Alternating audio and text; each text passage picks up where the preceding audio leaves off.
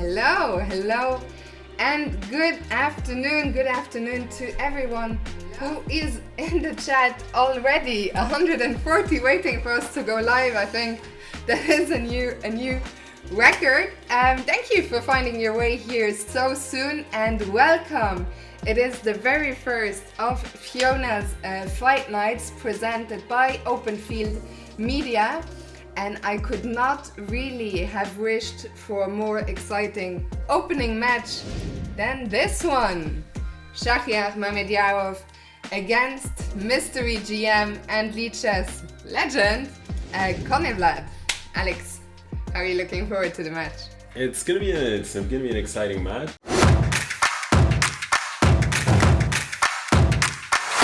One of the best moves. Wait, did they start playing? Please don't tell me they started playing. Oh goodness. They are actually... Did they start playing? Jesus Christ. That's what you get when the guys are too eager. Okay. Guys, I'm gonna hang up. Let's do it. I'm gonna hang up, I'm sorry. Yeah, alright. Enjoy the show. Thank you guys. Yeah, See you alright. guys. Unbelievable. I did not imagine to reveal to go like this. What can I do, guys? This is live TV. This is not how I imagined for this reveal to go, but... This is the value of punctuality. It's like... I can't believe they tried calling me and I declined. I said, guys, is there something going on? I'll call you in a second. But no, they are on the way. At least it is the first game. So we haven't missed much. Let me just change the stream title.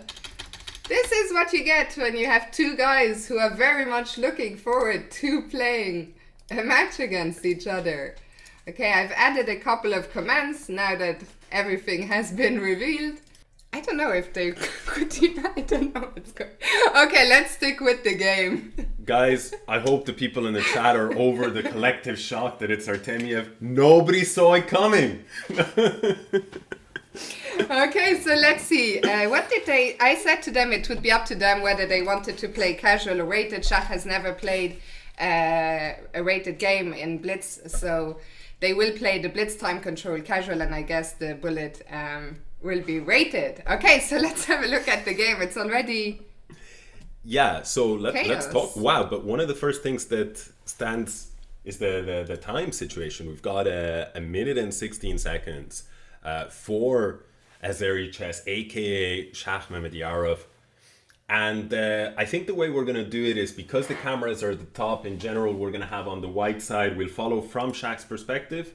Yeah. Shakh will be on the bottom side of the board. Okay, so you've got some crazy chess here. If only we could go back a few moves. I mean, this one, they started before we can take this yeah, we can take off of course, yeah. So what is this? Is this just game over? What's going on Let's here? try and work it out, guys. So black has same amount of pieces, but we've got 6 pawns against 5 pawns. So black is up a pawn. On the other hand, this rook is hanging, and at the same time, this rook and this queen are potentially hanging. So we might have a situation where queen takes, bishop takes. If you take this guy, I take here, and in the end, the dust settles and black is up a pawn. So pressure is on Artemiev here to figure things out. Now, the question is, after queen takes queen, bishop takes, rook to c1, what are you going to do if you are Mamedyarov? I don't know what the solution is there. Yeah, it looks...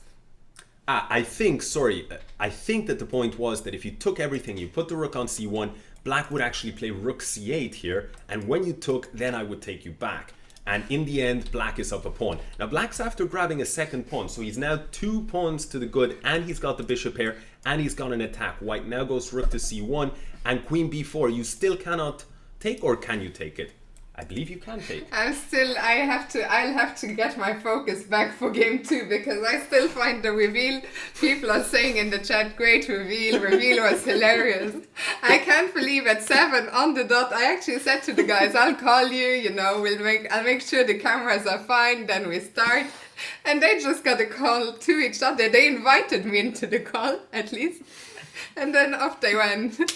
I talked to them both before we went live, and they both were very eager. 20 games, as I mentioned, will be played regardless of whether the match is over. But yeah, let's get back to the action. Yeah, so in this position here, after King G8, really nice move. The point is you cannot take now because Bishop D4. Before you could because the king was here and so it was check. Now White's played H3 and Black goes Rook D8. Honestly, I really like the way Mamedyarov is playing, and I think Artemiev is under pressure. And he's on time. He has also caught up. If anything, Konevlad is now the one who is getting low. So what is, by the way, am I the only one who can do a poll in the chat? I would love to see what are people's predictions. What do you guys think? After this game, I'll put a quick poll to see what do you guys think. Team Shach or Team Artemiev?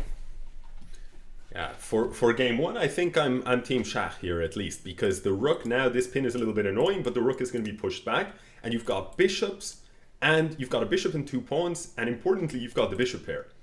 And if I had to say whose king is less safe, it's going to be White's, in my opinion. The time is a serious problem now for Konevlad, who's down to 6 seconds, and Shach, the bishops are coming in. What is the way to make progress here? G5? I was wondering. G5, Shach does not shy away from this. G3 blocks it, but it does open up this diagonal, and you can expect in the future some Queen C6 stuff. The G file had opened up, so Black moved the king, and whoops, you see Artemiev buckling under the pressure. And 1-0 to Shach. Okay, let me just see, because we had prepared some little name cards, but of course now they appeared different way. So let me just, for anyone who is tuning in, just so that they can see who the players are, for anyone joining late, I'll actually put it right here and right there at the bottom, so everyone knows. And there is also emotes. If you refresh the chat, there are Shach and Konevlad emotes that you can use to spam and cheer on your favorite player. And what a start for Shach. He gets the first win in this match. Just remind everyone, there will be 10 games at this time control, 10 games of 3+1, then a quick break, and then 10 games of 1+1. Exactly, and since neither player has actually played against each other before, at the bottom of the screen you can see the score. So currently it's 1-0 in favor of Mamedyarov, and they will play a total of 20 games. Absolutely. So let's look at this game. It's a bit more quiet, at least the last game, because we tuned in late. It was already fireworks. Here we have something a lot more quiet. Equal material, similar structure. Correct. Well, not similar structure, actually. That's the only thing that's different. Yeah, but it's not a crazy structure. I mean, slightly different, slightly in White's favor, in my opinion. But on the other hand, Black has managed to get rid of a few pieces. And so the fact that White has a little bit more space is important. It does give White a small edge, but nothing crazy. Now, White's last move, Queen D3, is very interesting because he's anticipating that Black is going to want to tuck his king away. And he's saying, if you go there, I'm going to go Queen H7, and then I'm going to start hounding you with checks. What about this Black king? In how much danger is it there on E7? It's a great question. For now, I think it's okay, but in the future, we're going to potentially see some E4, D5. It's not that easy for White to crack things open. And he does go Queen H7, as you said. Yeah, so if he, for example, in this position, crack things open like this, Black's knight starts to enter the game. So he's taking a totally different approach, Queen H7, and it's a great question. What do you do about this pawn? I think Rook G8 defends it, but I don't know what Shach's follow-up is. Does he just want to drive that rook away from the D file and then bring the queen back maybe to the center, Queen E4, or does he have something else in store? Okay, so I just added a couple of mods. Welcome from Team Licha, Something Pretentious, and Asios. So really interesting move here, by the way. Queen H5, ignoring the attack on the pawn, and the point is Rook G8, Queen goes to H7, and Queen takes F3. So the Rook will be here, Queen takes F3. You will not be able to take because of that pin. So nice little tactics, and White actually drops the Queen back. That's a bit of a psychological victory for Artemiev. And the Black King has now finally, he's sort of castled by hand from E7. He went to F8 and then quickly tucked the King away into safety to G8. Exactly, and to be honest, I think in the beginning, I liked White's position, and I still think White is doing well, but I think the last few moves, the tempo, the momentum is slightly on Artemiev's side, who's finding the better resources. The knight has just jumped to d2. Where is that looking to reroute to? To d6? Great question. I think that there's a big weakness here because of the structure. In the future, you might even play c5, knight e4, knight d6, and that knight is going to be very annoying. But black gets there first with c5. So knight e4, takes, and now we've got this type of structure. It's called a hanging pawn structure, and well, they have their pros and their cons. On the one hand, White has more space. He plays on more of the board. On the other, these pawns have to be defended by the pieces. So they can be a little bit loose, and especially in Blitz, they can easily drop off if you're not careful. By the way, just so everyone in the chat is aware, there is a command for the players if anyone is not sure who they are, and also for the format, and there's also emotes of the players' faces. You can maybe check them. I haven't seen one of them in the chat yet, so check it out. Yeah, so to tune into... What?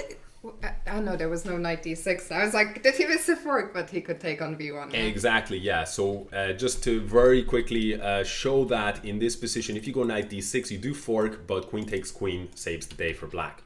So now it's moving towards an endgame, and in general, this is good news for the side for black here, because the hanging pawns are usually better in the middle game or in the opening, but as the pieces drop off, they become harder to defend, and so they can be a liability in the endgame. White is playing a5. He's trying to get rid of, this is a great move, get rid of his isolated pawn. And if you capture like this, he wanted to push c5 down the line. But everything is being traded off, and I think that unless something crazy happens, this game is headed to a draw. Well, the time situation as well. Shach has actually really impressed me with his speed, but yeah, here it seems like 52 seconds is still too much. Yeah. I'm curious what they're gonna do. Are they going to agree to draw? Or yeah, it could be a series of checks, but I think White will just put his queen on d4. He'll defend both of his points, and he'll say to black, you can't make progress. And black himself will probably play something like h5, and then just dance around with his king and argue that you cannot make progress either. Yeah, king g7 inviting a check, and I wouldn't be surprised at all if king g8. Ended in a draw okay, here. Queen f6 though, showing some ambition. The point is, if you exchange king takes, the black king gets there first. So queen e4, he's not going to take the bait. I think some g3 at some point, and you know the game will gradually. I think both sides will defend, do their role, let's say, and get a draw. I was saying earlier, I think at least the first couple of days, the first couple of games have been a good sign for Shach. I know over the board he's a super fast, he's a blitz monster, but these are actually his very first ever blitz games on Lichess. People are asking why is this casual, because as you can see, Shach has a rating of 1500. He has played 0 games prior to this on Lichess at a blitz time control, but Artemiev, on the other hand, Konevlad, has a blitz rating of 29.59, the highest of all players on Lichess, so it wouldn't have been fair to make this rated, but I believe the bullet will be rated. Just to be clear, when we say the highest of all players, the thing about it is some players are active and others are inactive. Right now, Konevlad is inactive, but after this match he will be active, and thus will be the highest of the active blitz players. Actually, after this match he may not be active because it's casual games. Yeah. But if these were rated games, then he'd be there. I think the highest current active player is around 2900-ish, the Vietnamese Grandmaster Le Quang Liem. And I have just started the poll, so you can vote at the top of the chat. Who do you think is going to win this match? I'm curious to hear your opinions. Yeah, and Mamedyarov is in for an early lead, but it's closing. It'll be very interesting to see. Also, just before we look at this game 3 in more detail, one thing I want to point out is that the bullet time control will count for the same amount of points as the blitz. So even if one player wins the blitz, even by a margin, he will have a chance to come back in the bullet. Yeah, exactly. Make it a little bit more exciting that the bullet games do count for the same amount. Okay, let's talk about this third game. The second game was drawn, and the third game is still in its opening stage. We've got 3 minor pieces for each side. We've got, as far as I can tell, level material, but it's a little bit funky. It's a little bit crazy. The queen, Mamedyarov's queen is dancing, which is not new. Not new for him, very aggressive, breaking the beginner rules, so to speak, but you can do that if you're a super grandmaster. And it's a great question. Will white castle into the aggressive intentions of black? He's got the bishop, he's got the queen, he's got the other bishop. White says no. I'll ask a question of this queen. I think we have another VIP in the chat. He's one of Shakh's best friends. He can confirm whether it's him, but I think it is Muisbach26, aka Rauf Mamedyarov, I believe. And he's been a long time friend of Shakh, but I also think that he played some warm-up games with Shakh on Lichess, if I'm not mistaken. And Rauf, welcome to the show. Glad to have you here. Welcome, Rauf. And in fact, I guess that we can say that Shakh actually called us from another friend of his account, if you want to share that.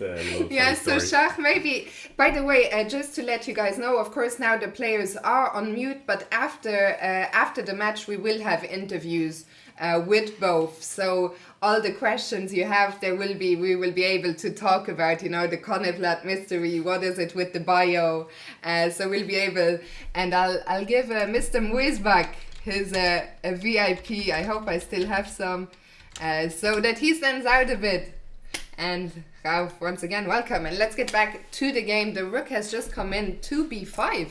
Yeah, I mean, one of the things that stands out about this game, if I can just very quickly show from the beginning, look at the route that the queen has been doing, right? So in the beginning, here's the queen, and then one move, queen to d5, then to g5, then to a5, then now to a3. So it's been like this, right? I mean, the queen is just dancing all over the place, and there's a lot of pieces on the board, so you have to be careful. If you're black, this queen I would not be entirely comfortable. Yeah, and he's playing queen b1. Queen hitting b1. h7, also defending the pawn on a2. Absolutely. And could the queen get trapped? Maybe there's some bishop c2 or there's some knight c4. Honestly, I think that Shakh is in trouble. He's keeping his cool, and he's acting like there's no threat against this queen, but very limited amount of squares that the queen has, a4 or a6. So we'll see what happens. Shakh is once again up on the clock, but yeah.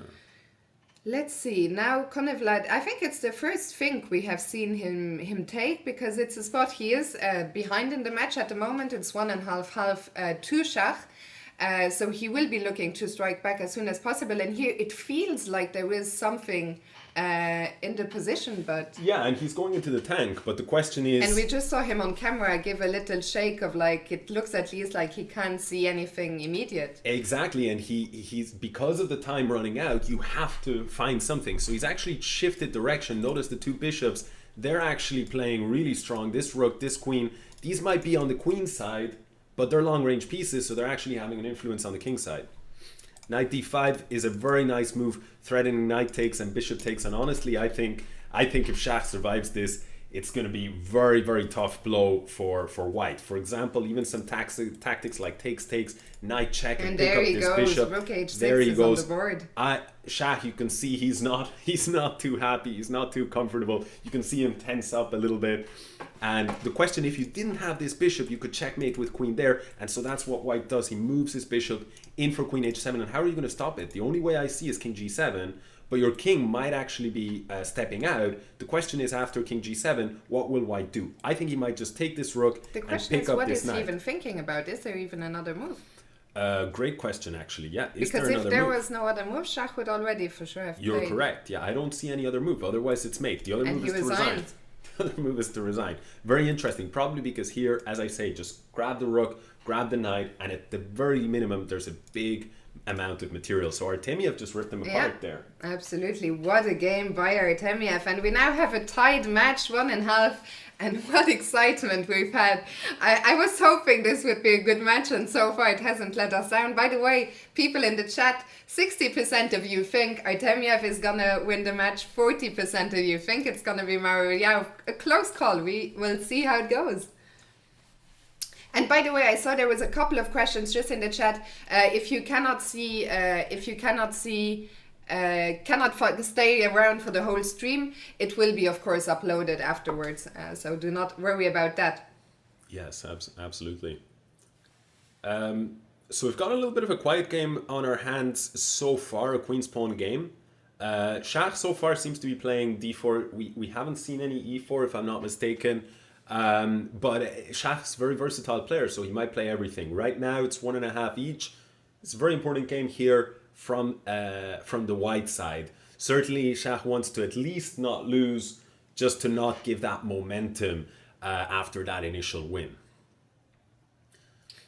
So what do we do? I like the c file. Oh, and he breaks in the center immediately with e4. Yeah, this is the kind of player the Shakh is. He'll play for dynamics ahead of positional considerations a lot of the time. So here, this isolated queen's pawn, a lot of players wouldn't like that because that's a weakness. But on the other hand, it gives you more space to attack, and it gives you also supports pieces like this knight on e5. So very, very interesting, very enterprising, aggressive chess. And we didn't expect anything else. No, certainly not. Shakh is looking very relaxed. Artemiev on the camera, he's looking, both look very focused. But once again, I think the players are on good terms. There was a question earlier in the chat I saw, how do we make sure there's no... I mean, we are not Chess24. There's no, anti-cheating. There's no 3 cameras in the rooms. But we are looking at, 2 of the best players in the world. Shakh is a great friend of mine. Artemiev is a lovely guy. And I think, it's just, it's a match where everyone, trusts the other to play fair. And I'm sure we don't need any of that here. Absolutely. So right now, Konevlad is debating what to do about this pawn. It was on c6, so it was a risk.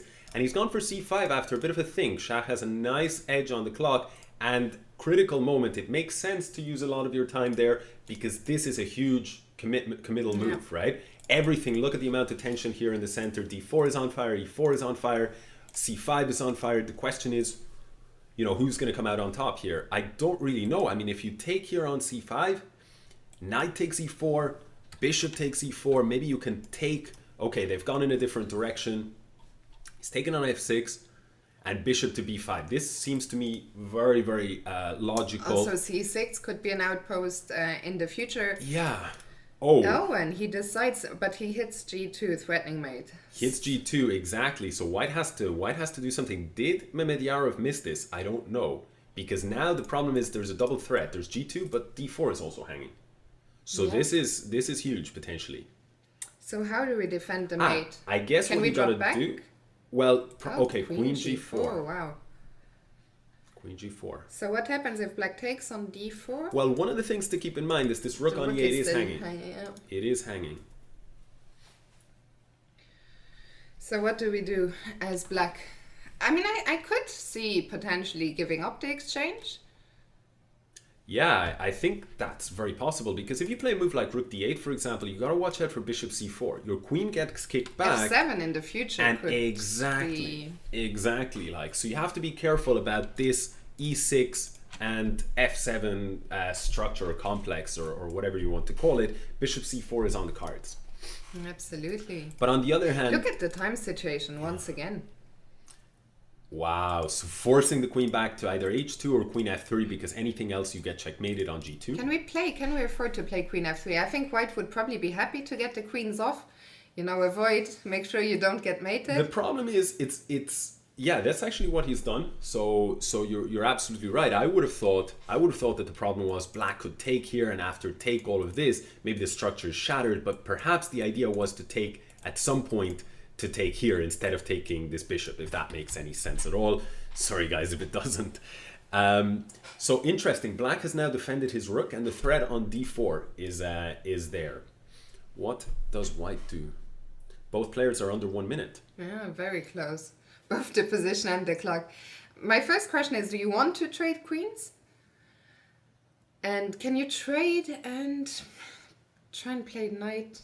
Is knight c6 somewhere a move? Knight c6, very interesting. For example, knight c6, if you now take my queen, I take you intermezzo with check, which is really nice. While if you play bishop takes, and then you take my queen, I can take back with the bishop. And that's the bishop pair, and maybe a very small edge for white, but it looks like a nice move to me, knight c6.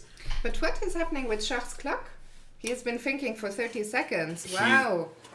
That was a long thing. Yeah, but he's gone for another simplifying, another one of those critical moments in the game, and very interesting approach here. Now, Artemiev has to consider rook d8 in order to defend, or do you exchange, but then the knight comes in with a tempo against the rook? So critical moment. Now, 17 seconds, but we do have a 1 second increment. David Howell in the chat is saying hashtag long think, wrong think. Do you think that's the case here, David? By the way, it's such a pleasure having so many of you watching this match and some illustrious GMs in the chat as well. The rook goes to d8 and Shach really needs to speed up. What is... It is a one. I actually forgot for a second. There is a 1 second increment. So he's not going to get flagged, but still he's going to... Tactics. Tactics time. Very nice. But rook b1, knight d3. The knight does escape back via d3, does have that square. And the speed with which Artemiev just played that was crazy. I mean, now suddenly he was under pressure. It looked like Shach was the one pressing. And now if you... Wow. Lovely, the intermezzo, so not too weak in the pawn structure. Yeah, and it's just it's a pawn, and we've said it before the match. Konevlad is one of the most strong endgame players. Usually what they say about 9-day endgames are that they are like pawn endings, but here the white king is so much more active. Yeah, exactly. And well, I don't want to actually change the board, but I feel like Shach has some very good chances, because there's another thing that they say about knight and pawn endgames, which is knights are terrible defenders of the rook's pawn. Knight c4 hitting that pawn. This has turned around. But on the other hand, this race, the question is who gets there first. Wow, Konevlad is actually going for this, but I think the king can get back in time. Can you not play king here even? Or what's the intention? Is it h3? No. I think it's going to be a draw. King e4, f3, takes, and draw. What a game. What a game. We're in for a treat. Game 4 ends in a draw, and the match is tied 2-2. I think we're in for a very, very close encounter. So game 5 just started. By the way, there will be no break until the Blitz time control is finished. Once again, 10 games of 3+1. Thank you very much. 10 games of 3+1. Then we will take a quick 5-10 minute break. Well, we won't, but the players will. And then they will come back to play 10 games of 1+1 bullet. Okay, so we see another. We haven't seen a single 1e4 game yet, or have we?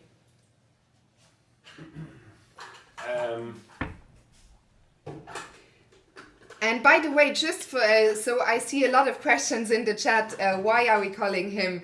Why is his name Artemiev? Why is he Konevlad? We will talk to the players after the match, and so we will ask all the questions at the time.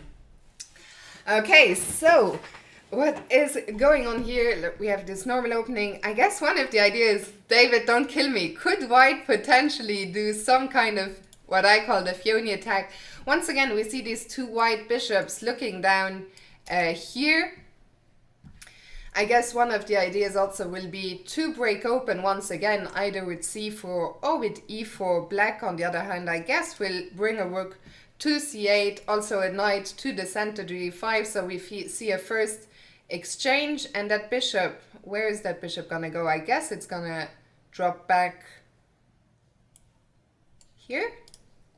Or can he, I don't know, is he thinking of potentially giving up this bishop? No, he drops it back to c7 and c4. So the position gets opened in the center. I know. I know, I stand around the bullet. And now I'm going to be even more desperate when the queens come off the board. But no, I'm glad to see this. Konevlad decides to keep the queens on the board by playing queen e2. And Shach gives up his beautiful bishop on b7 for this knight on f3, which comes as a slight surprise to me. And also, there are tactics again. That's why I missed. That's why he gave up his bishop on f3. Because with this little check on h2, he has picked up the bishop on c4. And with this little tactic has won a pawn. So Shach, as we can see, ever the tactically alert player, and we now have gone into a double rook ending, but Shach is up a pawn. Is this, I don't know, is this closer to a black win or to a draw? Help me out, Alex. Well, this looks, well, one of the things about this position, sorry, to have left you. One of the things about this position is in faster time controls, in slower games, I find it's a bit easier to defend, but in faster time controls, when you're up a pawn, to sort of play around, and it can be very difficult, especially in something like Bullet. Just being up one pawn makes the play a lot easier. But in Blitz, I feel, in theory at least, this is closer to a draw than to a win. I mean, if these 4 pawns come off the board, I guess it should be a relatively straightforward draw. Yeah, I believe so. The question is, can Shach get to some... So I think b5 is a very nice move, actually, by Artemiev. The point is now rook c4, rook, will chase this one, and then he's trying to achieve exactly what you were saying. Rook will probably go to a6, this pawn will push, and black will, stop that pawn, but in exchange for this pawn on a5. And I think this is basically what we're seeing now, probably rook b4. There's no way to stop this plan because your king is too far away. So pawns come off, and now we have this endgame that you were talking about. Of course, black is going to try. It should be a draw, but here there is also no... I think if we were down 2 seconds, it might be more likely. Yeah. What can Shach do other than... I guess you never really want to... Well, he can't push the h-pawn anyway because the rook from a4 is covering. How does black even try and make progress? Yeah, how does black try to make progress? I mean, for starters, you could aim to do something like rook h8 and try to get in h4, but even if you get your rook to h8, then white can just meet that with rook h4. And actually, white is going a little bit more of an aggressive route. The general idea is you're going to have to push and make one of these breaks on h4 or on f4, swap a few pawns off, but the problem is you're going to probably wind up with 2 against 1, which is a theoretical draw. So this is sort of the big issue. Black is actually, though, has achieved a little something here, which is he can get in the break h4. The problem is white is probably prepared to respond with f4 check, and when the king moves, recover his pawn. So black has gone a little bit back with the king. The king defends the pawns, so now the rook is free to move around. I think we're just gonna see. No, Shach brings the rook around all the way to c2 and pushes the e-pawn. Yeah, so probably he'll put the pawn on f6, king on g5, and he'll toy with this idea of breaking with either f5 or h4. But really like what white does rook b8 and says, if you push the king up to support your pawns, I'm just going to start checking you. We're joined by another super GM in the chat. Welcome, Niels Grandelius. Welcome to Niels. He is, for those who don't know, Niels Grandelius. He is Sweden's #1 grandmaster. And recently started streaming, so make sure to go and follow him, Niels. It's a pleasure having you, and everyone else, almost 1,300 of you watching, and what a show the players are putting on. What is happening in the game? Is Shach making progress? Shach is Shach, and here he's really doing some very, very creative stuff here to pose some practical problems. And I guess king g2 holds the fort. But king g2, can I play h3? Exactly. I just saw this actually. I just saw it straight after you told me. At first I was saying king g2, and then absolutely 100%.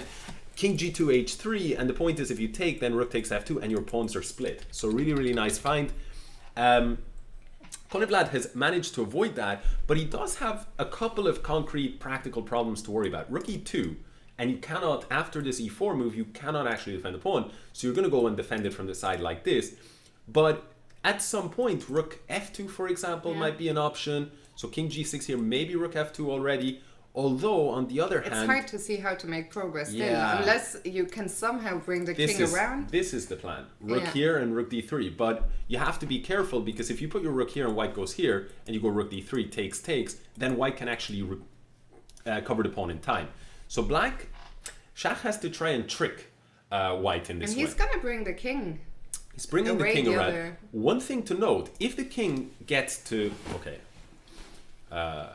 What I'm going to say is, if the king can approach, one difficulty for white is, let's say the king is here and the rook goes here, something like that, then the king can go on to b4. Time situation as well. Konevlad is now down to almost 10 seconds, and the lower, of course, your time ticks down. This is not rocket science. The harder it gets to defend precisely. Yeah.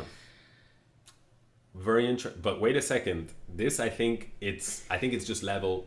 Black's pawn is a 5th rank pawn, though, against white's 4th rank. So 1 second. He played with under 1 second. Wow. I guess rook f3 or maybe you might even check. I don't know. Rook f3, rook g3. I think a lot of moves are attractive here. And with only 1 second on the clock, you're right. This could be, and the pawn does fall.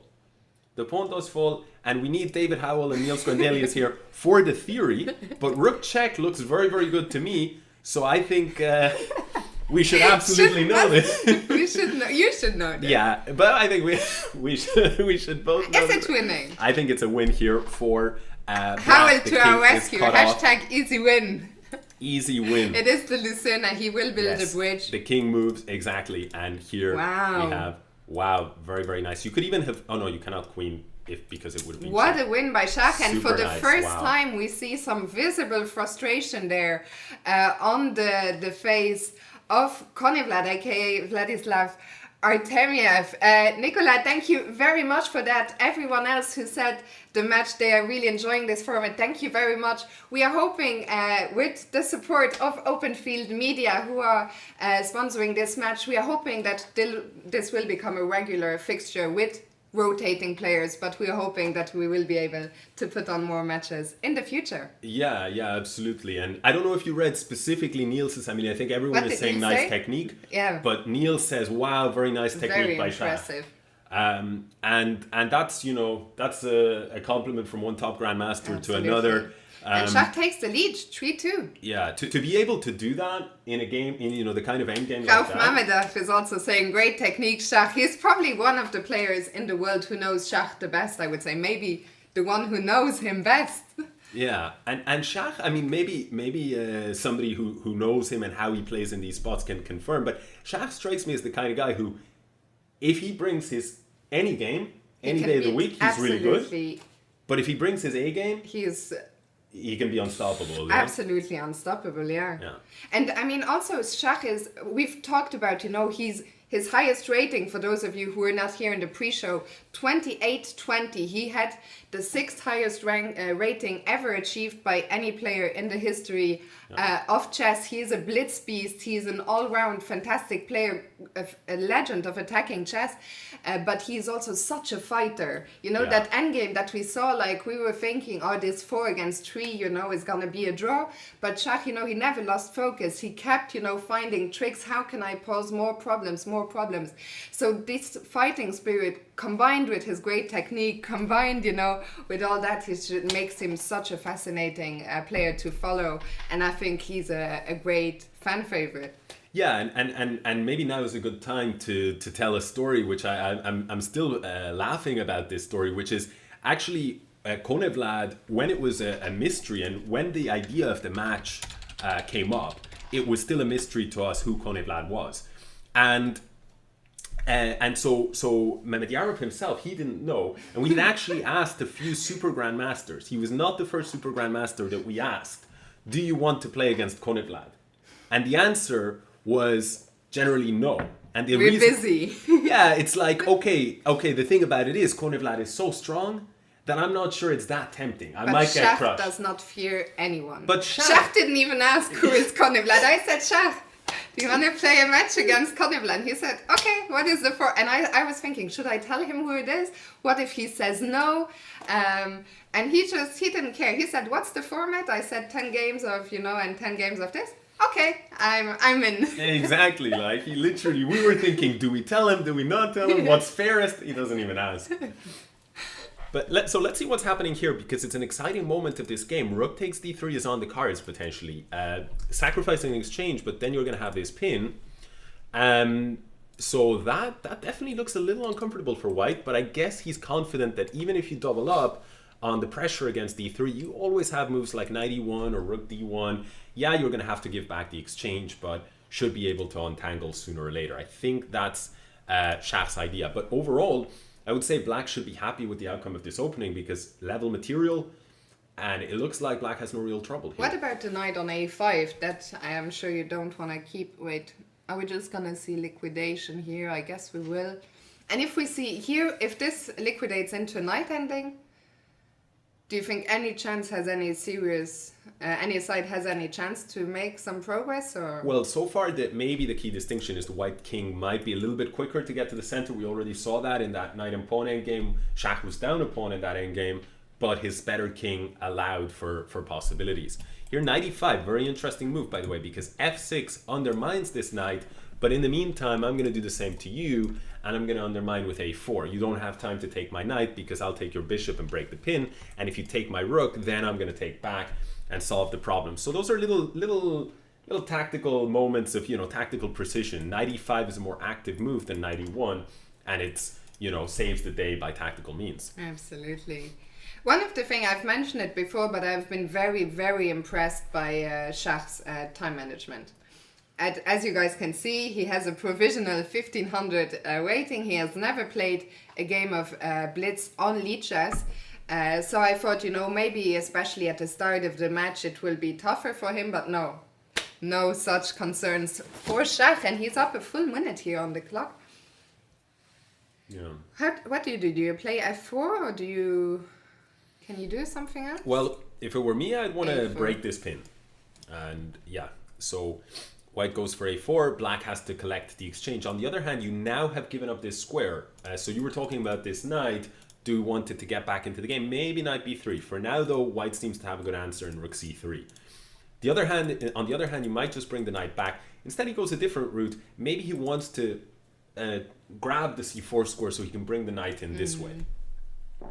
But so far, I think the position is quite equal. One thing about this move is it does loosen the control of rook c6. So maybe if this knight moves in the future, maybe some rook c6 will give some nice play for white. Also, the pawn on a6 could potentially be targeted, but that's a little bit slow to actually do that. What if we take on b5 and play rook c5? I think that's exactly what's going to happen. Winner, winner. Chicken dinner. Yeah, so it's really nice actually, and it's a great plan, and it's forced black to go a little bit passive. I think probably the objective evaluation of this position should be a draw, but once again, I think Shach is in the driving seat, and he's up half a minute on the clock, and he's going to do exactly what we saw in the previous game. He's going to keep poking, keep asking questions, and it might be difficult to defend. I would not want to be black here. 100%. I mean, maybe black wants to exchange the rooks, but I'm seeing, this knight, it just doesn't have any moves. Knight c5 with a double attack. Knight c5, and I think he's just going to take and go knight d4, or maybe even some rook takes and knight d8 at some point, but that's a bit messy because you have rook c3. He goes knight d8 directly. Oh, sorry, rook takes the knight was there. Ignore me, please. G4, but 2 seconds E5, for Konevlad. I think that's it. This pawn is going to drop. This pawn is just dropping. What a masterclass from Shach. And the pawn on h6, or centralizing the knight on d6. So he goes for another pawn. Rook d3 maybe is possible, but Shach is not interested in defending that pawn. The king is going to run all the way to f6. And they're weaving a mating net, all of this. King g5. King g5. Beautiful technique here. Rook d8, and I think it's going to be over. I think, really, wow. What a beast. Shall we see Shach just like scratching his chin, and Artemiev shaking his head. What a display. By the way, for everyone wondering where the score is, it's just under the board, so you can see Shach just took a 4-2 lead. What an absolutely monstrous, as Steil-Antoni, aka David Howell in the chat is saying, the new beast from Baku. Of course, the beast from Baku was Garry Kasparov himself, but Shach, I mean, Shach is focused, man. Yeah. Also, he's very, Shach, both these players, they love chess. I've mentioned before, we had a chat before the match got underway. They both said, we want to play 20 games regardless of whether the match is decided before. It will be fun. They were exchanging jokes in Russian. They both love to play, but they also both love to win. Yeah, and they're taking it seriously because we asked the guys, could we ask you guys one question before the match? Or would that bother you? Would that disrupt the flow? And they said we'd prefer after. Exactly. Just to be on the maximum, level of concentration, and absolutely understandable. Exactly. Okay, so this third game, Konevlad with the white pieces will be looking to strike back very soon, because you don't want to give Shach, if Shach gets into this,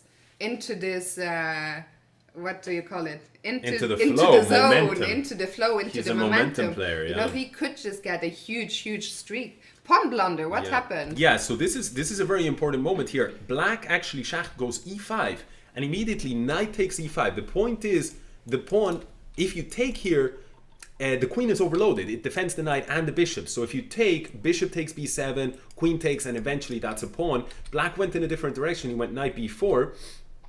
The bishops come off the board. The question is, was it a blunder or is it a sacrifice for the initiative? Because you do see a lot of open lines. That important light scored bishop is off the board. And in a blitz game, sometimes you can be a little bit more, a bit more relaxed about giving up a pawn for the initiative. And certainly Shakh is that kind of player. I see someone in the chat, Fini, saying, don't tilt Artemiev. That's one of the good things I think Artemiev has going. He doesn't strike me. I don't know Artemiev as well as I've known Shakh for 20 years. Artemiev, he just came pretty much out of nowhere. He was well known, I think, in the Russian and in the junior scene, but he really, his year was 2019. He won Gibraltar, he won the European Individual Championship, so he's still the reigning European champion. Also won the World Team Championship with Russia, where he scored 6.5 out of 8 on his debut. Grisha called him the Chuck Norris of our team, but he does not strike me as a player who will tilt so easily. No, you see, but wait a second. E5. Oh, yeah. So, sorry. Very exciting stuff here. E5. But the point is, rook takes D3, and then that pressure against this knight. So that's a little bit of a red herring, and it's a great move, rook D6. Most players wouldn't even think about that because they just see E5. But these guys, of course, they look further into the position. So white instead defends, and now I think the E5 threat is there. So how will black deal with this? Well, we have to move either of the two pieces. If we move the knight, the bishops can be exchanged. Oh. I thought maybe there was something really, really nice. I was looking knight takes e4. And if you go bishop takes knight g5, creates a threat on this knight. And if you take here, then I thought rook takes, rook takes, rook takes, queen takes, and this guy drops. But maybe, I mean, I don't know. I have no idea. I think there was something there where the move order matters so much, so the players David probably says looked knight at it. e4, rook e4. Knight e4, rook e4, and exactly. Knight e4, rook takes e4, and you can take here, and take here, but it's not going to be enough. You are going to end up material down. Absolutely, hallucination. Floyd Ecker says, doesn't this look okay for white? Looks very okay for white. He's a pawn up. The question is, can black somehow? I guess he will be looking to put pressure on the d3 pawn, and he has a lovely outpost on d4. Yeah, but on the other hand, white can access this square. I like some kind of knight g4, and I think that's designed to stop knight g4, knight f6, knight d5, lots of checks, etc. So h5, I think, a very important move. I think white objectively is winning here. It's a pawn, and there isn't too much to show for it, but it's a blitz game, so who knows? Yeah, d4 is on the board. So what do we do with that pawn? Do we take it? I guess we don't really want the pawn to land to d5. Yeah, I would agree. I mean, I think I'm with you. I mean, why not just take the pawn? And Shakh, for the first time, the hand comes up. Both players very, very focused. Interesting idea. You said, I don't want the pawn to land on d5, but I think Shakh's queen e8 is intending f6 if d5. And when you move the knight, this pawn on e4 is going to drop. Very nice. At least that seems to be the threat, because the queen from e8 defends the pawn on g6. You cannot play f6, and I think this knight is just annoying Shakh. On top of that, queen e8 creates the threat of takes here, because then if you take, the knight on e5 is dropping. So queen e8 seems like a really nice move. Full board vision there from the queen side to the king side. And in the end, this f6 and capture a7 on has e4. dropped. Yeah. So white took a7, black took e4.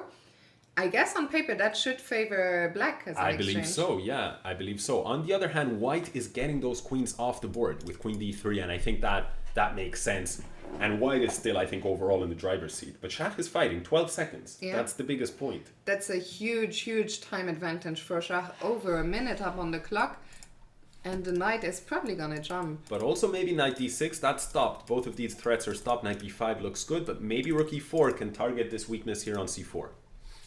And I agree with Le Troll in the chat. He's saying it's funny to see Bullet Monster Artemiev getting behind on the clock. I think Shakh really, has been putting the pressure not just on the board, but also on the clock. And I think he's been up on the clock pretty much every single game. Yeah, for sure. I mean, I think that's been surprising. I expected that the Shakh would be in this situation, not the other way around. Is Wang Hao in the chat? Actually, Wang Hao. Not that I know of, but how can he confirm to us if it's Wang Hao? It would be such an honor to have him in the chat, but I don't know if it is the real Wang Hao. Who is saying that it's Wang Hao? A few people were asking, and David is saying Wang Hao is in the chat. Anyway, let's go back to the game because the time is ticking down. He can message you 5 seconds. on Facebook to confirm, yeah? True. Anyway. So white is still a pawn up. I thought that rook was gonna go elsewhere. But the knight was. But I like. But oh why wait, can the we knight. not take the knight and then This take on guy's c4? Knight d4. Wow, rook takes king g7, but so many hanging pieces. What do you do here if you're Artemiev? 2 seconds. Rook d6. Nice solution. Wow, knight f5 though. Huge move, and it's a blunder. Everything is dropping there. And black is And I think this is going to be it. Rook e2, Shach and is maybe you such a start trickster. 93 something. 93 I think just wins, right? Rook takes. No, because the rook is here on b7, sorry. Otherwise you cannot create a mating net. So Shach has to figure this one out. I guess he has to... Oh, he does go 93, but rook takes e3. Rook takes, and this is just going to be a draw. This is the line where I wanted rook f2, but you don't have it because of this pin. So Shach found nothing more than a draw, which surprises me because he had a piece. What a game. Piece there. It's also crazy that they are never taking a breather, even just for 1 second. No. We haven't seen one single, short game. David thinks it might have been kind of a panic. But, like, all the games have been, down to the wire. Yeah. And it's been, like, I was really hoping, I thought this could be such a good match. I think it will be a good match, but I'm so glad it's more than delivering. It's, exceeding all my expectation. Yeah, these guys they're exchanging blows, like, and so far, I mean, this +2 also for Shach. We've got 3 Blitz games left to go, and I think it's important because I think going into the match, at least, that Konevlad, if he is a favorite, he's a favorite in the bullet portion. Yeah. So here, it's interesting that Shach's really going for the throat, and he's got a 2-game lead, and it's important to try and keep that. Amadan is also making a good point regarding the game that just finished. It is, I mean, in the end, somehow David, said was panic. Maybe he was winning, but he was also losing earlier. So a draw is not such a bad result, especially when he's leading the match by 2 points. And now he has the white pieces. He has the white pieces, and I think we're playing a Grunfeld. And pretty solid play here from white. Maybe Shach is going to be a little bit more conservative in the remaining Blitz portion. Time will tell. One question that I have definitely is this bishop here on f4. Yeah. After we capture, black can actually win a piece like this, but it's very scary because even if you take, this pawn mass is going to be extremely strong. But he does go for it.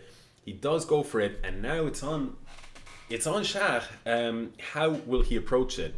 One thing you could maybe consider is a4, a5. If you dislodge this knight, the knight can go to d5, but it feels a little slow. We have another crazy game on our hands here. Yes. I like your suggestion of a4. But it just feels a bit slow. King h1 with so he wants the to open the g file. Yes. He wants to recapture with the g pawn. And I think that's quite dangerous. And queen h5, I like also. The idea is that bishop is going to come to e4. And this is really interesting because we said going into the match, Konevlad's a great defender. Yeah. And Shach, of course, is a great attacker. Yeah. I actually really like this for white. How do you stop the bishop coming from e4? It looks so scary. Yeah, no, you're right. I mean, in a blitz game, it looks very scary. A piece is a piece. I think black is hesitating to take, and white says, okay, I know sooner or later you're going to have to take. And in fact, but now he can save his bishop by taking on e5, and he does. So what's going to be, we'll have an equality, material equality after the dust clears. Yeah, white could grab this pawn, but the thing is rook d2 would be very annoying. So white instead drops back and takes care of that threat. Can I go? I would love to get my queen back to h5, of course, you know me. Get the queen into the action. Bishops, opposite colored bishops usually favor the attacking side. Can white still claim to have an attack or an initiative here? I think it's not so much about him having an attack, but I think because you've weakened yourself like this, I don't think in the next 3-4 moves we're going to see an attack, or even maybe in the next 10 moves. But for the rest of the game, black's light squares are very weak. And that's always going to be there in the background. White might at some point, set up the queen bishop battery as it's traditionally called. Fiona refers this as the Fiona. In fact, I believe that was christened by none other than Simon Williams, aka the Ginger GM, of course, you guys are great friends, and he refers to it as the Fiona. Can we see it? Bishop e4. Bishop e4 immediately, I think bishop takes c3. And then shouldn't get ahead of myself. The bishop is hanging. I don't think we're going to see it just yet because black has very well coordinated pieces. And white, I think, I would love to. I was just gonna say, I would love to do something with that knight. If that knight could somehow jump to f5, that would be the dream. Yes. So maybe knight d6, knight f5 is the dream plan. I guess black is gonna try and stop it. You could also even take a risk to put g4, fix that f5 square in your favor, and then reroute via g3. That might be an option. Yeah. Of course, the downside of g4 is you put your pawns on light squares like that. You open up this diagonal, and black might do to you what you want to do to him, right? Yeah, so sure. Pros and cons there. Once again, Shach is up on the clock, up half a minute here, which, you know, I think he's done a great job. And I think David actually pointed out in the chat, it could be the previous, he thinks that Shach didn't realize that he had more time than he actually had, which can happen when you're not, you know, so used to playing on a platform. And by the way, I saw there was a question in the chat about using engines. We are not using engines. I think on Lichess, when you spectate a game, you cannot.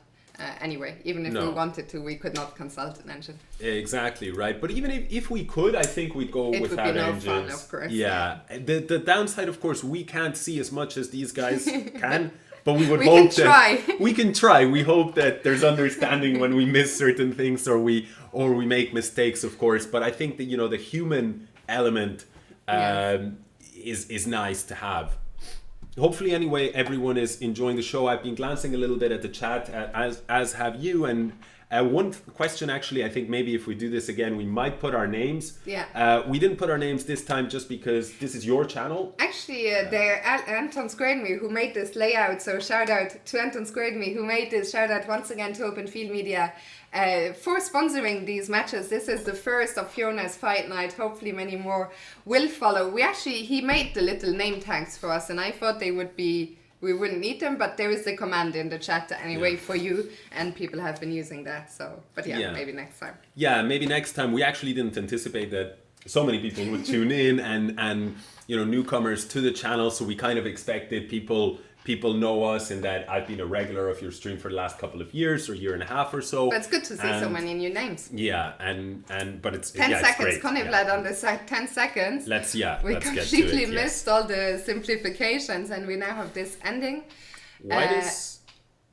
Black has recovered his pawn, but he's got less time. But I think the situation is quite good for black. And actually, this pawn is fixed here on this dark square, and you have to be a bit careful. This pawn is going to drop on f7. But if you're white, you have to be a little bit careful here about these connected pass pawns. Black is going after this one, and there's no saving it. And with this amount of time, there is a 1 second increment for everyone wondering in the chat. So white isn't even interested in this pawn. Notice, brilliant idea from Mamedyarov. He wants to go after the a4 pawn because he says, one pawn is okay, I can deal with this guy. But two is too much. Yeah. Exactly. And now knight d8, maybe f4, kick the knight away and try and collect this pawn here. And I think now Shach is in control. 1 second, beautiful move. They're playing with these opposite colored bishops. They know now this is going to be a draw. It does not matter. I think even though you have very little time, it's not so difficult. On the other hand, maybe we called it too soon as a draw. Maybe one side will try to press, but it doesn't look like it. Yeah. And draw will be draw isn't agreed just yet. Just yet. And e3 is going. No, it isn't even going to draw. This will be a draw agreed in a second. Although, I mean, if you are black here, you might have some ideas around trying to get the king in. But even if you have to, the a-pawn, the h-pawn was of the wrong color anyway. Yeah, now there's complete control here over these squares, actually. So you're right. So the draw was made, and the h-pawn being the wrong color, of course, very important point. Mason, by the way, I haven't prepared too many questions for the post-game interview. I think I'll just do it spur of the moment, but asking Artemiev if he has seen the Reddit post is one of the questions I have prepared. People really went to some trouble to unmask who he is. It was actually so funny because it happened the day after we had agreed with Open Field Media, with the players, to do this match. And we literally woke up the next morning and Alex showed me his phone and he said, look at this on Reddit. I remember literally saying to Fiona before we went to sleep, okay, excellent news about the match, super exciting. Let's hope there isn't too much discussion about the Konevlad thing. And then I see like one of the most popular posts on the chess subreddit, like 1,000+ upvotes. Some guy had gone all, like super scientific on the situation, on uncovering, trying to figure out who it was, and he concluded it was likely Artemiev, and we weren't so Not happy just that likely, he was right. Yeah. He was pretty damn sure, Yeah. and he brought the arguments. But I'm glad. I think there was still a lot of people who weren't sure, and even if it was almost certain, well now it's out there. He's up there. Okay, so this kind of position we've been seeing. Quite a bit. Yeah, it's a pretty standard queen's pawn position, and Artemiev. It's interesting. Because there's 2 Blitz games left, and neither side has gone like for super crazy offbeat openings. They played pretty classically, and then they've gone into these tactically rich positions and messiness. But they haven't started. Remember, in the pre-show, for those who were there, we saw that against e4, c5 against the Sicilian. Mamedyarov was playing moves like a3 in his warm-up games. But here we haven't seen any of that offbeat. Knight e5, by the way, really interesting move. Jumping into the center by Artemiev. And if you take, this pin can hurt you because you cannot move your knight because this bishop on e7 will drop. So the current threat is to take, and bishop takes e7. So black addresses this by defending the bishop on e7. Good move. And it's just a solid position where you have to say white is the one who is pressing for an advantage because of a little bit more central space, but we'll see what happens. By the way, only 2 games. The games have been coming in so thick and fast that I didn't even realize this is already game number 9. So only 2 games remaining at the 3+1 Blitz time control. After that, the players will all be able to take a breather. The players will take a 5-10 minute break before we resume with the bullet. Correct, yeah, absolutely. But I think Konevlad will try to at least win 1 more game. He's currently lagging by 2. And although he might be a slight... I'm not even sure, because Shach has played bullet yesterday and today on lead chess, and he got his bullet rating up to like almost 2,900. So he will not be a pushover. A pushover, no. But I think it's critical. These remaining 2 games are very crucial, because if Shach extends his lead, I think he's going to be a favorite going into the bullet portion. But if Konevlad if Artemiev is able to narrow the gap, or at least maintain the gap, I think it's going to be super close. Absolutely. So very, very interesting what happens here. B5, very typical positional move. That pawn is doubled, and these guys are isolated. So you want to get rid of them and try and use them to hammer away at this pawn chain, which is a lot more healthy right now. But when this exchange happens, suddenly you're going to have a split structure where these 4 pawns, if these guys come off the board like that, then it's suddenly going to be 2 separate chains, because this guy is going to be missing. On the other hand, if you take back with the rook, then you're left with an isolated pawn. So that's the sort of idea here positionally. Very well known motif or theme within chess structure play. And we see, so the pawns have come off. Yeah. So black here, now his structure is a little bit weaker. There are some vulnerable squares. This rook on c7 is undefended, and it's being x-rayed, so you never know. Some knight b5 jumps might happen. But on the other hand, white has this b2 weakness. So I think these weaknesses... I like white's position more. I think overall he's a little bit better, but it hangs in the balance. We have a very eagle-eyed observer in the chat. I hadn't noticed. Pavel is asking, why is there a cursor moving around on Konevlad's face? Before any conspiracy theories, like I think because the Skype window, my Skype call with the guys is in the background. So sometimes I think it might hover over their places. That is me. That is me right there. It is Alex's mouse. We can put all conspiracy theories as to what this cursor is to us. Kill it in the bud. Okay, so white is looking both to defend b2 and maybe double rooks on the a file? Yeah, so material is level, and I actually like what black has done in these last few moves here. We've got a bishop against the knight situation now. The bishop, usually when there's pawns on both sides of the board, like there is here, the bishop usually does better than a knight on average. But this can become quite a good knight. It can go to a square like c3 and move towards the center of the board.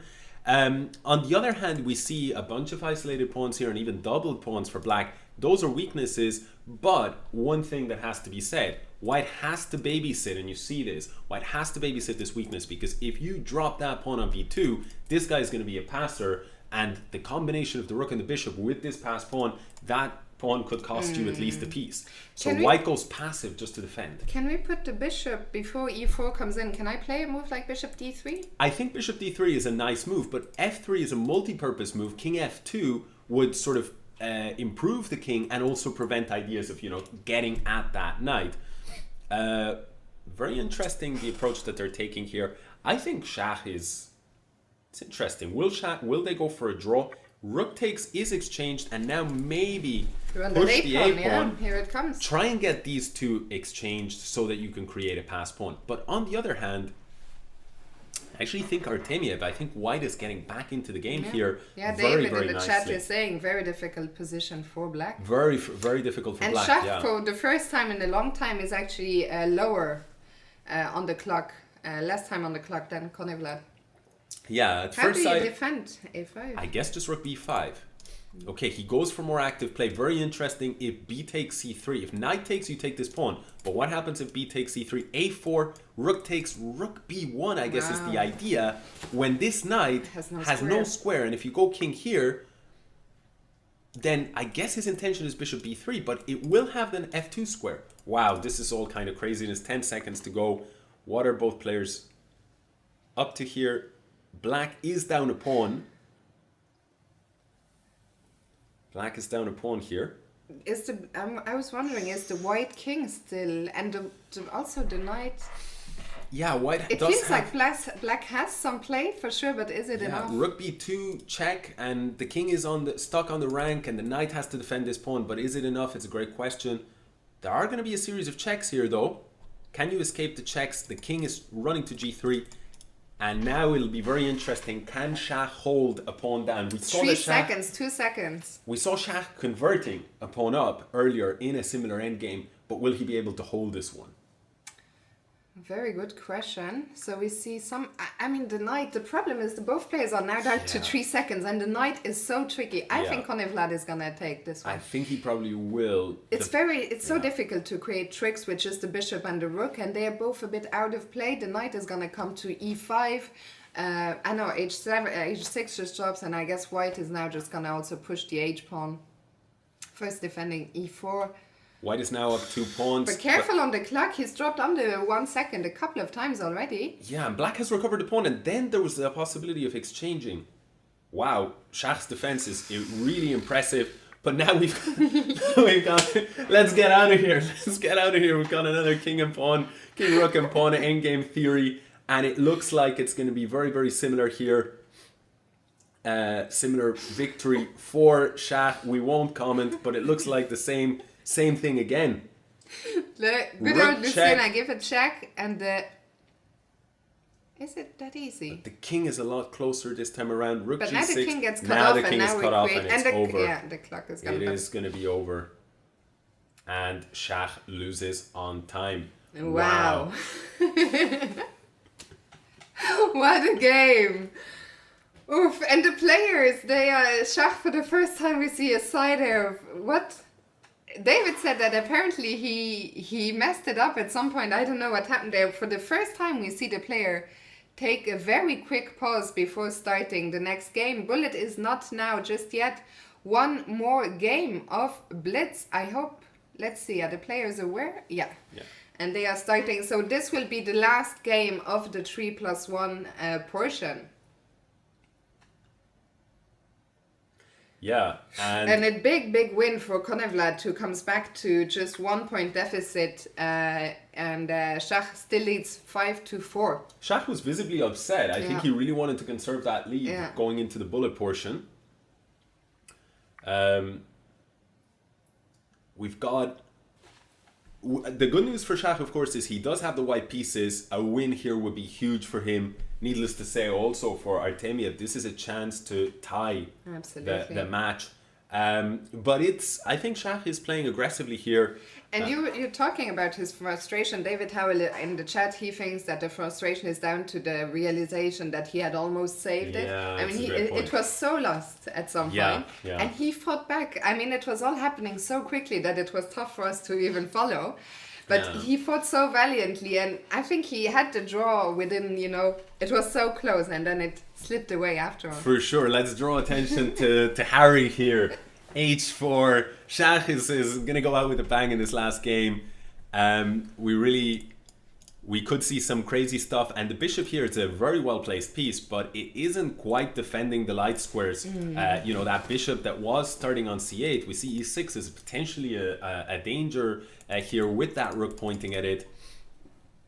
a3, typical move in this position, just trying that b4 square can be utilized by black, so just keeping that under control. But we're going to see potentially some h5, maybe a rerouting to pressure e6. One thing that works really well for black is knight c5 does not exist. If you weren't controlling that square, you'd be in serious trouble. That knight would just rip the position apart. Absolutely. So, and here comes h5. Shah seems to have recovered well, though, from his loss. He's looking very relaxed right now. And now what do we do as white? Do we increase the pressure on g6, or he just takes immediately? To be honest with you, I'm liking more and more black's position, because look at the well-placed pieces. We've got a pretty standard isolated queen's pawn or IQP position.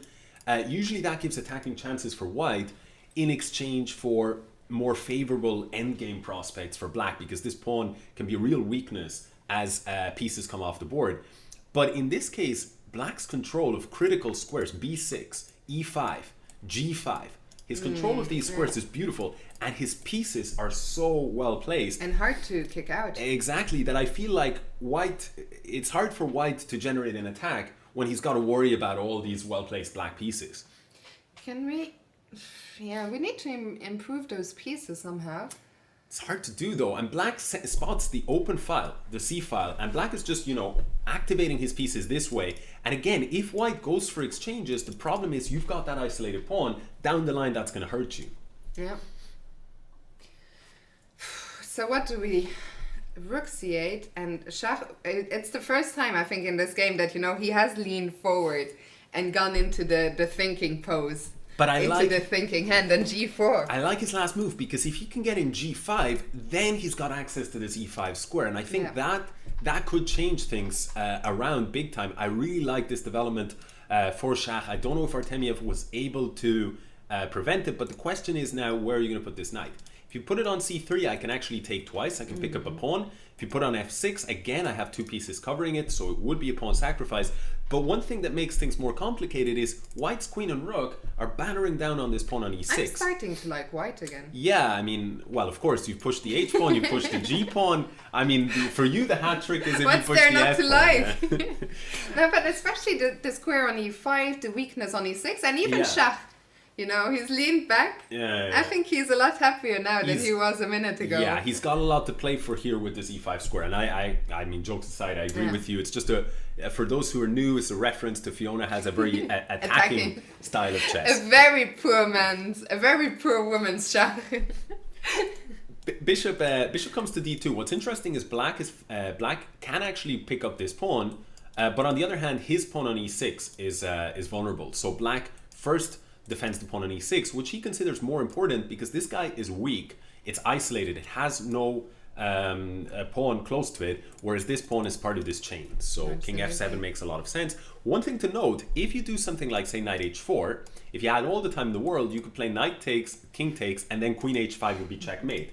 Not going to happen. Yeah. Not going to happen, because if you go knight h4, this guy drops with an attack on your queen. But it does point to the fact that black's king is a little shaky. Look at the clock. For the first time, Shakhriyar is the one who's down on the clock now, down to 30 seconds. And such a double-edged position. I mean, all three results are absolutely possible here. White goes knight e2, and I think the idea is that black in some situations had that knight on f4, and the knight from g3 didn't really have any jumps. Everything was controlled, so he's trying to bring this knight back into the game. It's so difficult to play for both sides. Where is the knight heading to? I thought it was gonna go to c3, but b4. Really, really complex position, but I think it's a little easier with that healthy structure to play it if you're black, actually. Because you have a few less weaknesses. My concern if you're white is this pawn is going to drop at any given moment. You're not careful, bang, the pawn drops, and then, you lose in an endgame.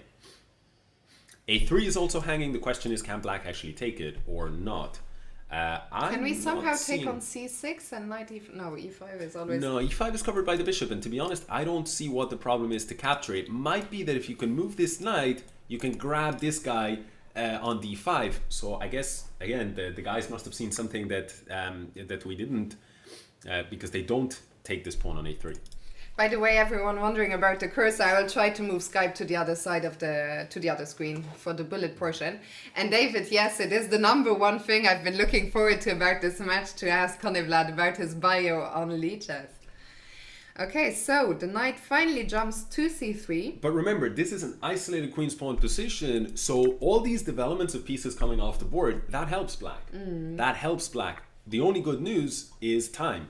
Bishop takes a4, nice little tactical point, and now black is up a pawn, king is safe, and I think Shah has to be very, very careful. On the other hand, opposite colored bishops, with the queens on the board, that means you can generate an attack really fast. How safe is the black king though? Can I at some point get an e5? D5 here, and the point is you cannot take with the knight, so maybe d5, but now it's covered. I think the black king is safe, but he has to be very, very careful. Like, he sort of safe as long as you're precise. Both are under 10 seconds. Yeah.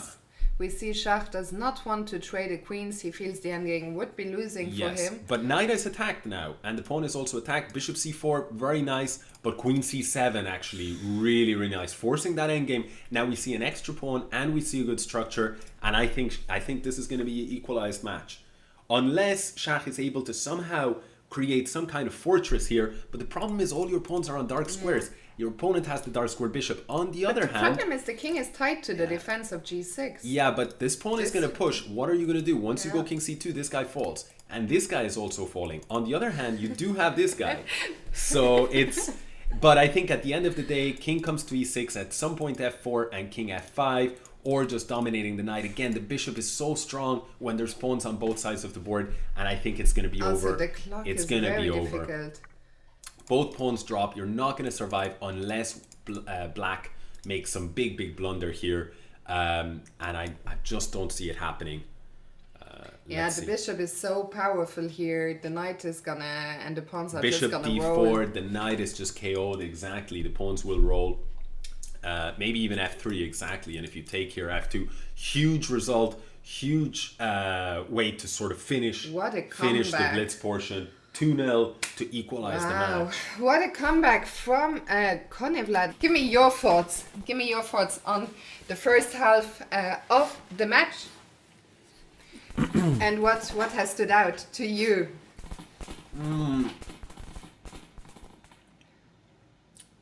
I was eating some almonds. So, sorry, you put me on the spot.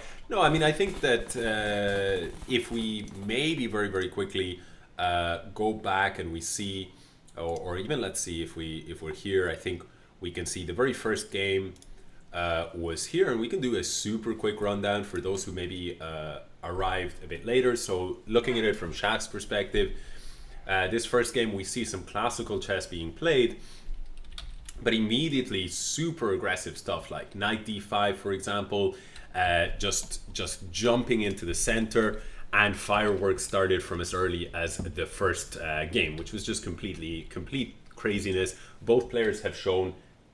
Do we have a static noise here that we're picking up? I think I don't know. I was wondering as well. Maybe we can just reduce the speakers of it, I think. But it must mean that one of the players is still... But I muted them both. Where is the static coming from? I'm not so sure. Very strange. Okay, I see Shah is back. When did the break actually start? 19 past. Okay, still 5 minutes to go or something like that until the match resumes. Can you guys hear the static? Whoops. What did I do? I don't think... Okay, I'll mute the computer sound so that you can't hear them for sure. Yeah, I won't actually run through all of the games. I just want to sort of say that in the first game, we saw tactical fireworks already in the beginning and a lot of maneuvering. And Shakh actually did convert his advantage here that he picked up, showing that he's able to sort of hang with Konevlad, also now known as Vladislav Artemiev, and showing that he's not afraid to go into these tactical encounters, you know. Shakh, one of the very best in the world. And so he started off very, very strong. The second game, a little bit quieter stuff, and Shakh tried to complicate things with this queen move on h7. Shakh moving his queen around a lot, very, very aggressively. But this time around, he was fended off, and this was Artemiev getting off the mark here in this game, which was very tense. Again, a lot of tactics on display and a lot of important structural play. But in the end, it did simplify into a queen and pawn endgame, and that was the second draw. Now, look as well if you can see the accuracy. These guys are beasts. Look at the second game. A 9 average centipawn loss for white and an 8 average centipawn loss. If you didn't know that these are two of the best players in the world and you just saw this, you would assume that they are using an engine. The third game was a lot more inaccuracies because it was just a little bit more messy. Shakh again bringing his queen out early, showing that there's really he's not afraid of getting up to somewhat unusual and crazy brand of chess. But this time around, Artemiev was able to level the score because he actually generated an attack. Really nice coordination here. The queen, the two bishops, and the rook, which drove from b1 to b5 to h5. That was a nice rook lift maneuver. And he did actually end the game quite quickly with some sacrificial flair here and knight f6 and a resignation from Shakh after king h8, bishop to b5, and simply there were too many threats, namely queen h7, this bishop is hanging, the rook is hanging, the knight is hanging, and that was a draw. And we saw those first three games exchanging blows, and more or less that's how it continued. In game 4 they drew again, and then what happened was unexpected for a lot of people. Games 5 and 6, Shakh actually took the lead. Game 5, I want to say here, if we can load this game, if I recall correctly, this was super impressive endgame technique. Absolutely. Shakh was able to manage to grind out a win out of almost nothing here. A double pawn in a rook and pawn endgame. Rook and pawn endgame's often a draw. But again, look at that accuracy. 12 ACPL over a 77 move game. For those who are not sure about what these stats mean, the lower the number, the closer to perfect chess that you're playing. And this is a super, super low number in a sharp game. And he wasn't happy with that because then he took a 2-game lead with a very nice win again. This time he made it the end game or the middle game phase, late middle game phase. He made it look very easy. He just outplayed him from a roughly equal position. Better king, better knight, and then the tactics started to show. Knight takes e6, and he made light work. He actually took all the pawns, and then he drove up with his king and crafted a little bit of a mating net there. And he took a 2-game lead. Couple of draws followed that. But with 2 games to go, Artemiev needed to be perfect to equalize the match, and that's what he was. Yeah. He was able to win the last 2 games and thus equalize the match 5-5 going into the final bullet portion, which tells a lot about the resiliency of Artemiev. And some people have said that Artemiev has strong nerves and does not tilt. That certainly appears to be the case. So it'll be interesting to see what happens in the bullet portion when the players resume very soon. Okay, so they are on the way. And we are just reducing the static here on our end. Okay, so they have liftoff, and both of them have stuck to 1d4 throughout the match. Yeah, they're both very versatile, especially Shakh, who plays e4 quite a bit, but not here. I think they are mainly 1d4 or 1c4 players, so it's been interesting that they've gone for these queen's pawn positions.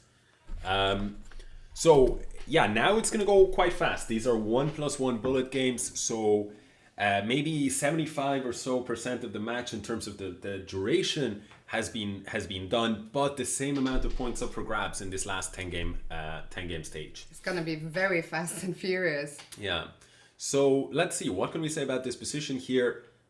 So far, I think black is Black is just trying to fight that small little edge, but I think he's doing a great job here, Artemiev, because he's got this beautiful knight on b4. That's a really nice square, and White's best knight is probably this piece, maybe his best piece, but Black contested it. Now e4, again, we saw that earlier. One thing that Black has to be careful about is that exact f6 square, so Black is patching that up, and knight on f6 would end the game.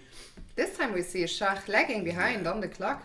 Oh, but Shakh is lagging a tremendous amount behind. So has he made the adjustment, the mental adjustment to this bullet portion? And again, Konevlad is far more experienced at playing bullet on this website. But Shakh has picked up a pawn.